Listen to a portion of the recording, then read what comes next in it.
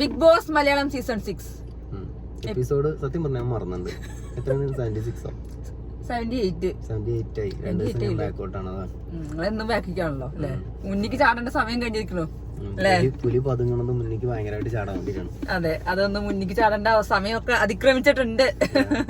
പലരും ശ്രദ്ധിക്കേണ്ടിയിരിക്കുന്നു. അപ്പോ ഇന്ന് നമ്മുടെ ലാലേട്ടന്റെ ഒരു സംഭവം, സൂപ്പർ സംഭവമാണ്. എന്നാ പ്രത്യേകിച്ച് കാര്യമായിട്ടൊന്നും ഉണ്ടായിട്ടില്ല. ഒന്നുമില്ല അല്ലെ, അടുത്തു അത് ഒന്ന് ഓർമ്മിപ്പിക്കാന്നുള്ളതാണ് കാര്യമായിട്ട്. അതെ, ഇന്ന് ആദ്യം തന്നെ എല്ലാവരോടും ടിക്കറ്റ് ഫിനാലെ എന്താന്നൊക്കെ ചോദിച്ചു. അപ്പൊ കറക്റ്റ് എത്താൻ പറഞ്ഞു. നമുക്കറിയണ തന്നെ ഫൈനലിൽ എത്തുന്ന അത് ടോപ്പ് 5 അല്ല, പക്ഷെ അവരെല്ലാരും കൂടെ മൊത്തം പറഞ്ഞ എല്ലാം കൂടെ ചേർന്നാണ് ടിക്കറ്റ് ഫിനാലെ.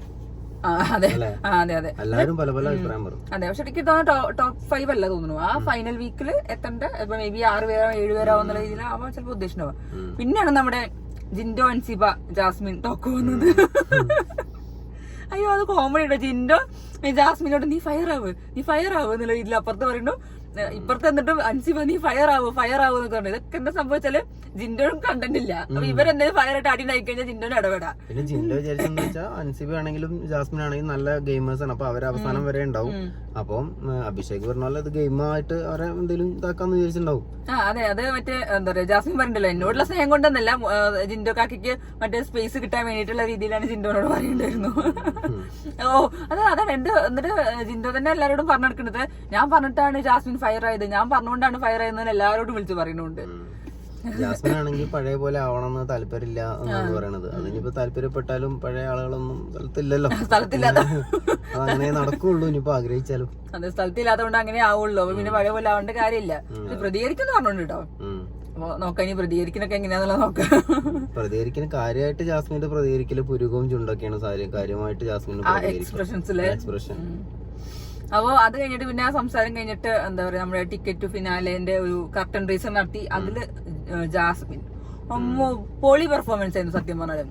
അത് പറയാതിരിക്കാൻ വയ്യ. കാരണം എല്ലാവരും എന്നിട്ട് ഫസ്റ്റ് അർജുൻ കേറിയിട്ടും കൂടി ജാസ്മിൻ പിന്നാലെ നമുക്ക് ഇത് കാണിക്കുന്ന സമയത്ത് പ്രൊമോയില് ജാസ്മിനോട് 2 കൈ യൂസ് ചെയ്ത് കണ്ടിട്ടില്ല. ഞാനും ശ്രദ്ധിച്ചു, അത് കണ്ടില്ലായിരുന്നു. പക്ഷെ ജാസ്മിൻ നല്ല അടിപൊളിയായിട്ട് പെർഫോം ചെയ്തു. കാരണം പെട്ടെന്ന് ചെയ്തു. അത് ലാലേട്ടനെ പറയും ചെയ്തു, ഞാനാണ് ഗെയിം ഡിസൈൻ ചെയ്തത്, അത് പൊളി പെർഫോമൻസ് ആണ്, സ്പെഷ്യൽ കൺഗ്രാജുലേഷൻസ് എന്നൊക്കെ പറയുന്ന പറഞ്ഞത്. പിന്നെ നമ്മുടെ ലാലേട്ടൻ വേറെ ചോദ്യം ചോദിച്ചു, എന്താ ഹാർഡ് വർക്കോടും ലക്കിലൂടെയും കിട്ടുന്ന കണ്ടസ്റ്റൻസിന്റെ പേര് പറയാൻ വേണ്ടിട്ട് ഓരോരുത്തരോട് ചോദിച്ചു. അതിന് കൂടുതലും ഇട്ട് താങ്ങിയത് അൻസിബയ്ക്ക് നോറയ്ക്കാണ്.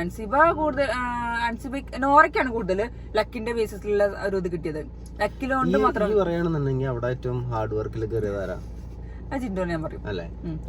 ലക്കോ നോറ നമ്മള് പറഞ്ഞ കറക്റ്റ് ആണ്. കാരണം ജിൻഡോ ഡേ 1 മുതൽ ഹാർഡ് വർക്ക് ചെയ്യുന്നുണ്ട്, കണ്ടന്റ് ഉണ്ടാക്കാനോ സ്പേസ് ഉണ്ടാക്കാൻ വേണ്ടിട്ടോ. അല്ല, അയാള് ഹാർഡ് വർക്ക് ചെയ്യണോണ്ട് തന്നെയാണ് അയാളെ പേര് എപ്പോഴും ഇനിയിപ്പോ നല്ലതിനോ ചീത്തനോ എന്നുള്ളതല്ല, എപ്പോഴും അതിന്റെ ഉള്ളിൽ ജിൻഡോ മാത്രം കേൾക്കണതിന്റെ കാരണം അയാൾ എല്ലാ രീതിയിലും അയാൾക്ക് പറ്റണ എല്ലാം നോക്കുന്നുണ്ട്.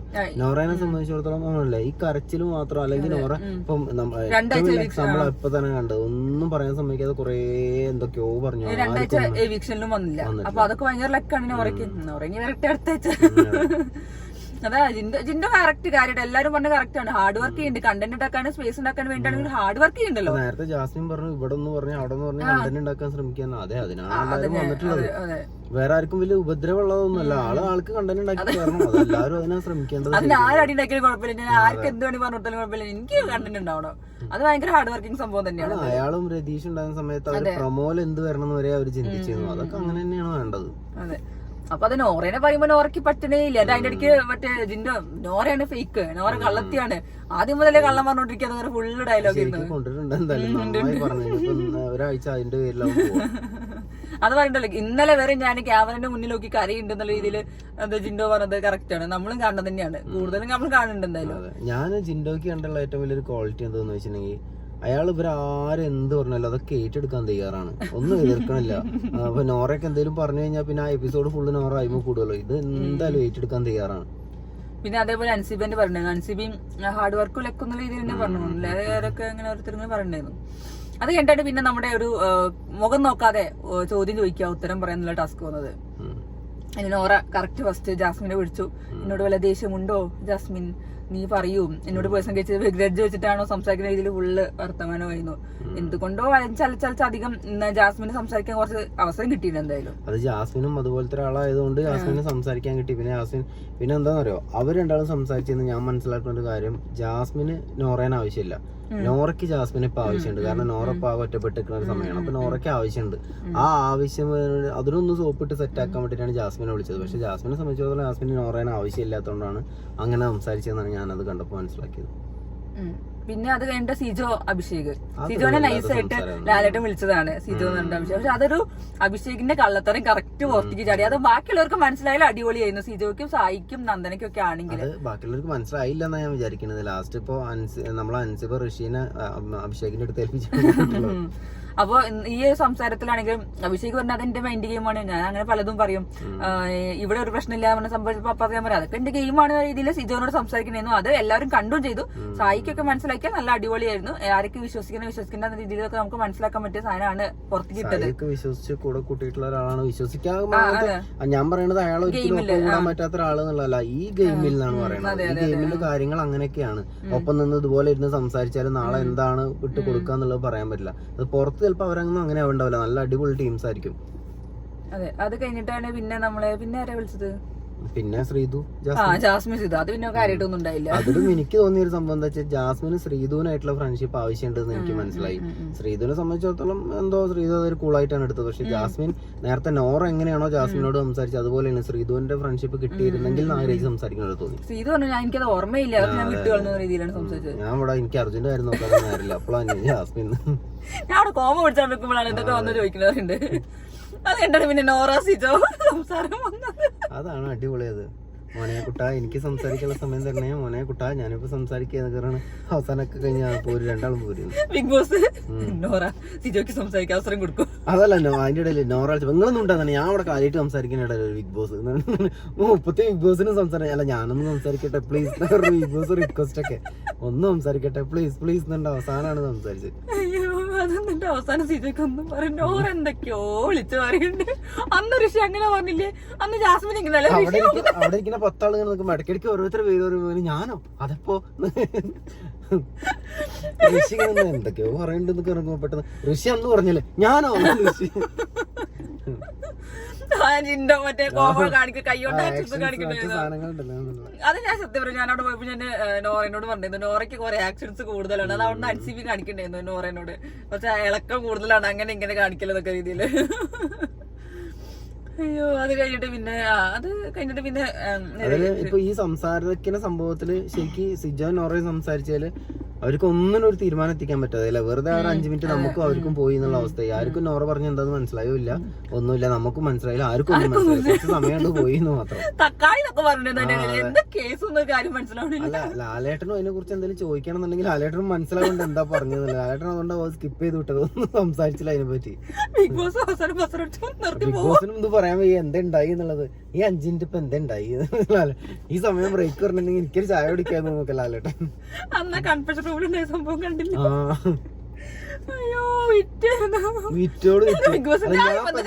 ഞാൻ ഇപ്പൊ എന്താ ചെയ്തിട്ടുണ്ട് നിങ്ങളിപ്പോ എന്താ നിങ്ങൾക്ക് ചെയ്തരാൻ പറ്റുന്നൊക്കെ ചെയ്തിരി. നിങ്ങളിപ്പോ ജാസ്മിനെ വിളിച്ച് ജാസ്മിന്റെ ഉപ്പൊക്കെ സംസാരിച്ചത്, നിങ്ങൾ എനിക്കെന്തെങ്കിലും സംസാരിച്ചതൊക്കെ. അയ്യോ അത് കേട്ടാണ് പിന്നെ എവിക്ഷന്റെ സംഭവം വന്നത്. നമ്മുടെ അർജുനും ശ്രീതും സേവായി. പിന്നെയാണ് നമ്മുടെ കോംബോ ബിഗ് ബോസ് ആഗ്രഹിക്കുന്നുണ്ട് എന്ന് മനസ്സിലായി. പിന്നെ വേറൊരു കോംബോ, അങ്ങനെ 2 കോംബോ ഉണ്ടായിരുന്നത്. ഒന്ന് ഋഷി അൻസിബ, മറ്റേ ശ്രീതു അർജുൻ സേവായി. മറ്റു 2 പേരും 2 കോംബോ ഉണ്ട്. നല്ലൊരു കോംബോന്റെ കോംബോ ഒടിഞ്ഞു. ഋഷി പൊട്ടാൻ തുടങ്ങി ഇപ്പൊ പൊട്ടും വെച്ച് ഇങ്ങനെ ഇരിക്കുന്നു. അവർ 2 പേരിലെ കുറച്ച് സീനുകളൊക്കെ കാണിച്ചു, ഇമോഷണലി അറ്റാക്ക് ചെയ്തു ബിഗ് ബോസ്. ബിഗ് ബോസ് ഇവരൊക്കെ കരഞ്ഞില്ലെങ്കിലോ എന്ന് വെച്ചിട്ട് ആദ്യം കുറച്ച് സാധനം ഇട്ട് കൊടുത്ത് കരയാളെ സെറ്റപ്പ് ഒക്കെ ആക്കി കൊടുത്തു. പക്ഷെ എനിക്ക് ഒരിക്കലും അൻസിബന്റെ എവിക്ഷൻ ഫെയർ ആയിട്ട് എനിക്ക് തോന്നിയിട്ടില്ല. കാരണം അൻസിബ അല്ലാതെ അതിൽ പോകേണ്ട ആളുകൾ വേറെ ആളുകളുണ്ട്. അൻസിബനെ സംബന്ധിച്ചിടത്തോളം അൻസിബ ഗെയിം കളിക്കുന്നുണ്ട്, അതൊരു പ്രശ്നമാണ്. അതായിരിക്കാം ചിലപ്പോൾ ടാസ്ക് അതിന്റെ ഭാഗമാണല്ലോ. ഋഷിനെയൊക്കെ സംബന്ധിച്ചിടത്തോളം ഋഷി വേറൊന്നും ചെയ്തില്ലെങ്കിലും ടാസ്കുകൾ ജയിക്കുന്നുണ്ട്. അൻസിബ ഇപ്പം എന്താ പറയുക നമുക്കൊരു ഷോക്കിംഗ് ആണ്. അവരതിൻ്റെ ഉള്ളിൽ കുറെ സൈറ്റ് അൻസിബ പോകും, അവർക്ക് അതൊരു വിഷയമായിട്ടേ തോന്നിയിട്ടില്ല. അവര് കുറെ സൈറ്റ് അൻസിബ പോകും എന്ന് പറഞ്ഞുകൊണ്ടിരിക്കണം. ഇനിയിപ്പം എന്താ പറയാ ഇനിയിപ്പോ ഋഷിന്റെ ഗെയിം നമ്മൾ കാണുന്ന വേണം അങ്ങനെ ആയിരിക്കുന്നത്. കാരണം ഋഷി ഭയങ്കര ഡിപ്പെൻഡഡ് ആണ് അൻസിബന്റെ അടുത്ത്. ആ ഒരു ഫ്രണ്ട്ഷിപ്പ് റിയൽ ആയിട്ട് തന്നെ എനിക്ക് തോന്നിയത്. എനിക്ക് ജാസ്മിനും ഗബ്രിയും ഉണ്ടായിരുന്ന പോലത്തെ ഒരു പ്രശ്നമൊന്നല്ല എനിക്ക് തോന്നിയത്. എനിക്ക് ഭയങ്കര ഇഷ്ടമായിരുന്നു അവരുടെ ഫ്രണ്ട്ഷിപ്പ്. കാരണം നല്ലൊരു വൃത്തിയുള്ള ഒരു ബോണ്ട് വൃത്തിയുള്ള ഒരു ബോണ്ട് പറഞ്ഞാൽ അവരൊരു ഭയങ്കരമായിട്ടുള്ള ഒരു ബോണ്ട്. അപ്പൊ അതില് പിന്നെ ഓരോ ഫോട്ടോ കാണിച്ചിട്ട് വിക്ടറിന് അവസാനം അൻസിബിന്റെ പേരിൽ കാണിച്ചു, ഋഷി പൊട്ടിക്കരഞ്ഞു. പിന്നെ റൂമിൽ കൊണ്ടുപോയിട്ട് ഒരു ചെറിയ കുട്ടി കരയണ പോലെ ഇരുന്ന് ഭയങ്കരമായിട്ട് ഋഷി അൻസിബിയും കൂടി, ഋഷി വെറും കരച്ചില്ല, തോളത്തിരുന്ന് കരയണു, അമ്മ അമ്മ എന്നൊക്കെയാണ് പറയുന്നുണ്ട് എന്റെ ഇടയിൽ കൂടെ, അമ്മ ചേച്ചി എന്നൊക്കെ പറയണ്ടായിരുന്നു. അപ്പോഴാണ് നമ്മുടെ കഥാനായകൻ വന്നത്. എനിക്കിനി ആരുമില്ല, ഞാൻ ഒറ്റയ്ക്കാണെന്ന് പറഞ്ഞപ്പോ ഉണ്ടല്ലോ അഭിഷേക് ഉണ്ടല്ലോ, അതാ പറഞ്ഞപ്പോഴത്തേക്ക് അഭിഷേക് വന്നല്ലോ. അഭിഷേക് മോനെ എന്നുണ്ട് വന്നിട്ടുണ്ട്. ഇനി നാളെ ഋഷിക്കിട്ട് എന്തൊക്കെ എണ്ണാക്കി കൊടുക്കോ, ഇതൊക്കെ എന്റെ ഗെയിമാണ് അറിയാം. ലാസ്റ്റ് അഭിഷേക് അപ്പുറത്ത് പോയിട്ട് ഇത് പറയൂ, അതിന്റെ അപ്പുറം പോയിട്ട് പറയൂ. നമ്മള് കണ്ടതാണ് അഭിഷേക് എന്തൊക്കെയാ പറയണെന്നുള്ളത്. ഈ ഋഷിയാണെങ്കിൽ എല്ലാം ഇനിയിപ്പോ ഒരാളെ വിശ്വസിച്ച അയാൾ പറയണത് എല്ലാം വിശ്വസിക്കും. എനിക്ക് തോന്നുന്നു അതിന് നല്ലത് ആ ജിൻഡോനെ ഏൽപ്പിച്ചാൽ മതി, എന്നാൽ അയാൾ നോക്കെങ്കിലും ചെയ്തെന്ന് പറയാക്കി. അങ്ങനെ അപ്പൊ ആ വിക്ഷല് പോണ സമയത്ത് ഋഷി പറയുന്നുണ്ട്, നീ നല്ല റിയൽ ആയിരുന്നു, എനിക്കിവിടെ ആരും വിശ്വാസമല്ല, ആരും ഫെയർ അല്ല, അങ്ങനെയാണ് ഇങ്ങനെയാണെന്നുണ്ട്. ഋഷി ഉള്ള കാര്യത്തില് വിടണേ ഇല്ല അൻസിബനെ. പുറത്തു പോകുമ്പോ പിന്നെ മറക്കുമെന്ന് പാവം തോന്നി എനിക്ക് കേട്ടോ. പക്ഷെ ഇങ്ങനൊക്കെ ഇമോഷണലി അറ്റാച്ച്ഡ് ആയി കഴിഞ്ഞാൽ പിന്നെ നമുക്കൊന്നും പറയാൻ പറ്റില്ല. അത്രയും ഇമോഷണൽ. അതെ, അങ്ങനെയുള്ള ആള് ഒന്നാമത് നമ്മള് നേരത്തെ പറഞ്ഞ പോലെ ഋഷിക്ക് ചേച്ചി അനിയത്തൊന്നും ഇല്ലാത്തോണ്ടായിരിക്കും ആ ഒരു ഫീല് തോന്നിയതും. അങ്ങനെ ഒരു കളിയാക്കിയതല്ല, പക്ഷെ ഋഷിന്റെ നമുക്ക് പ്യൂർ ആയിട്ട് തോന്നുന്നുണ്ട്. ആ ഒരു ഫീല് നമ്മള് എന്തായാലും ബഹുമാനിക്കുന്നുണ്ട്. ബാക്കിയുള്ള പോലെ ഞാനും ഒന്ന് കണ്ടപ്പോ പറഞ്ഞ ഇങ്ങനെ ഇമോഷണലി ആവരുത്, ഇതാവരുത്, ഓക്കെ ഓക്കെ എന്നൊക്കെ പറഞ്ഞ് തലയാട്ടിയാണ്. പക്ഷെ പിന്നെ ഭയങ്കര ഇമോഷണലി അറ്റാച്ച് ആണ്. പക്ഷെ നല്ലത് അൻസിബ പോയി കഴിഞ്ഞാൽ അവൻ ഒറ്റയ്ക്ക് കളിക്കാൻ പറ്റുന്ന ഒരു സാഹചര്യം ഉണ്ടായി കഴിഞ്ഞാൽ അത് അടിപൊളി തന്നെയാവും. ഇനിയിപ്പോ കളിച്ച് കയറി വരാനുള്ള സമയം ഉണ്ടോന്ന് വെച്ചാൽ നല്ല ടിക്കറ്റ് പിന്നാലൊക്കെ വരില്ല. എന്തായാലും ഋഷിക്ക് ബോണസ് പോയിന്റ് ഉണ്ടല്ലോ, അത് യൂസ് ചെയ്ത് കഴിഞ്ഞാൽ അടിപൊളിയാണ്. നന്നായി ഒറ്റയ്ക്ക് കളിക്കാന്നുകൊണ്ട് തല ഒഴുക്കിയിട്ടുണ്ടെങ്കിലും അയാളെ വന്ന് അതിന്റെ ശേഷം ചെയ്തിട്ടില്ല. കാരണം കുറെ മുടി തലയിലുള്ളതുകൊണ്ടൊക്കെ ചിലപ്പോ എന്താണെന്നുണ്ടെങ്കിൽ അയാളത് ചെയ്തിട്ടില്ല. കാരണം ഒറ്റയ്ക്ക് അയാൾ തുടക്കം ഒന്നാമൊന്നും അറിയോ, ഇത്രയും ദിവസമായിട്ടും അൻസിബാനെ ചുറ്റിപ്പറ്റി ഇങ്ങനെ ഗെയിം ആയി കഴിഞ്ഞപ്പോ ഇനി അതിനൊന്ന് രക്ഷപ്പെട്ട് ഗെയിം വരുമ്പോഴേക്കും സമയം കഴിയുകയും ചെയ്യും. ആണ് പ്രശ്നം. അതിപ്പം ആരാണെങ്കിലും അങ്ങനെ കൂട്ടുകെട്ട് മാത്രമായിട്ട് നല്ലതാണ്. കൂട്ടുകെട്ടൊക്കെ വെച്ചിട്ട് ഇത് കളിക്കുന്നത് ഒരു സമയം വരെ കൂട്ടുകെട്ട് കഴിച്ച് പോണത് നല്ലതാണ്. പക്ഷെ അത് അതിൽ പെട്ടു കഴിഞ്ഞാൽ അതും ബുദ്ധിമുട്ടാണ്. അപ്പൊ അങ്ങനെ നമ്മുടെ ദൃശ്യത്തിലെ ജോർജുട്ടിന്റെ മകൾ അങ്ങനെ പുറത്തായിട്ടുണ്ട്. അച്ഛനും മകളോടൊരു പ്രത്യേക ഒരു വാത്സല്യമുണ്ട്. നമുക്കിനി അടുത്ത ഷൂട്ടിൽ കാണാം. ഞാൻ അതിന്റെ ഭാഗമായിട്ടാണോ അൻസിബാനെ വിളിച്ചത്. ദൃശ്യം 3 തുടങ്ങാൻ നേരം വൈകുന്നുണ്ട്, അൻസിബാനെ അങ്ങോട്ട് വിളിക്കുന്നു പറഞ്ഞോ ജിത്തു. അയ്യോ, അപ്പൊ അങ്ങനെ നമ്മുടെ അൻസിബ ഔട്ടായിട്ടുണ്ട്.